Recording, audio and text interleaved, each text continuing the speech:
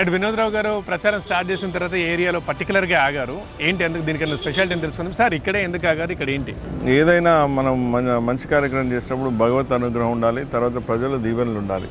కాబట్టి వారిది అయిపోయింది, ప్రజల మధ్యలో ఉండి ప్రజల సమస్యలు ఉండి వారిలో ఒక మనిషిగా నేను మమేకమైతే తిరుగుతున్నప్పుడు వారి సమస్యలు కానీ వారి నుంచి వచ్చే సజెషన్స్ కానీ మనకి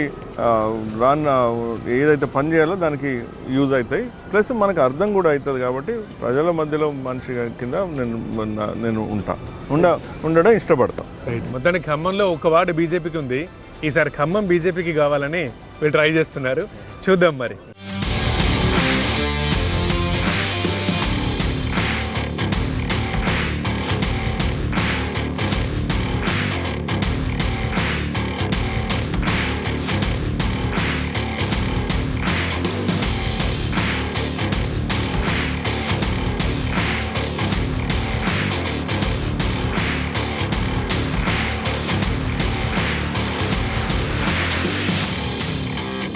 ప్రెజెంట్గా ఉంది, జనాల మధ్యలో భోజనం చేయడం, జనాల్లో కలిసిపోవడం రోజు ఇలాగే జరుగుతుందా?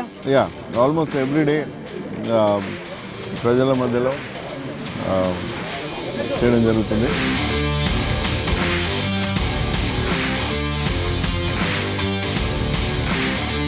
ఇక్కడ చూడకుండా నాకు ఒక డౌట్ వచ్చింది సార్. జనరల్గా బీజేపీ మీద ఒక విమర్శ ఉంటుంది. భారతీయ జనతా పార్టీ అగ్రవర్ణాల పార్టీ, పెద్ద కులాలు పెద్ద వర్ణాలు మాత్రమే ఉంటాయి, బీసీలు ఎస్సీలు ఎస్టీలు దూరం, వాళ్ళు ఓట్లు లేరు, ఇలాంటి మాటలు మీరు ఈరోజు మీరు నాతో తిరిగితే మీకున్న డౌట్లన్నీ తీరిపోతాయి. ఎందుకంటే రియాలిటీ అనేది యూ కాంట్ హైడ్. సార్ మీకు ఇక్కడ ఖమ్మంలో ఎలా దొరుకుతుంది? మీరు ఇంతకుముందు అయితే ఫక్త్ పొలిటీషియన్ కాదు, రెస్పాన్స్ ఎలా వస్తుంది మీరు వెళ్తున్నప్పుడు తిరుగుతున్నప్పుడు? నేను గత 3 నెలల నుంచి తిరుగుతున్నప్పుడు ప్రజలలో ఆల్రెడీ నరేంద్ర మోడీ గారు గుండెలలో ఉన్నారు. అది ఇప్పుడు ఎక్స్ప్రెస్ చేయడం జరుగుతుంది. ఆల్రెడీ ఉంది. ఎప్పుడైతే వారు 600 సంవత్సరాలు కళ తీర్చిండో, వారు దేశంలోనే గొప్ప లీడర్ అని అంటున్నారు. వారి పథకాలన్నీ ఇంటింటికి వస్తున్నాయి. 600 ఏళ్ళ కళ అని అన్నారు కాబట్టి క్వశ్చన్ అండి, రామాలయం కట్టింది బీజేపీ ఓట్ల కోసమా, ఎన్నికల కోసమా? ఇది అట్లా అంటే ప్రపంచంలో అనేక మంది అనేక గుళ్ళు కడతారు, అనేక ప్రార్థనా స్థలాలు కడతారు. మరి అదంతా ఓట్ల కోసమేనా? మన ధర్మం మన కోసం, మన పర్పస్ వస్తాయి సర్వ్ చేసుకోవడానికి, మన ధర్మం కాపాడుకోవడానికి. అది ఓట్లతో ఏం లేదు.